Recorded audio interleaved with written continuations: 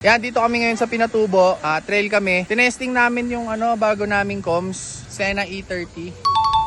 Ayan. Patingin nga yun sa inyo. Hey! Ayan. Tapos si Richard and then Sena E30. Kasi tinawagan ako ng tito ko, yung gumawa ng Sena. Ayan. Para sa mga hindi nakakalala sa akin, ako si Carl Sena. Ito E30, tinesting namin. Sobrang ganda. Dito na kami sa bundok, malayo-layo pa din yung naaabot. Battery life, okay pa.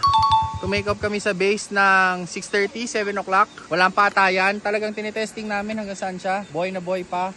Ang time is, ang time check na. 237. Yan, 2:37. So simula alas 7, walang patayan. Napakarami pa rin. Battery, maganda sumagap. At ang pinaka nagustuhan ko talaga, yung mic, tsaka yung speaker. As in, napakaganda.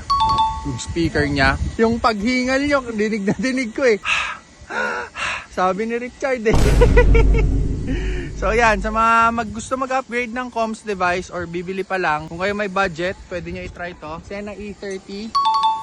Unlimited mesh yan pare. Tapos sobrang daling i-connect. As in one push of a button, this lang. Ito lang, magko-connect na sila lahat. Walang kahassle-hassle gamitin.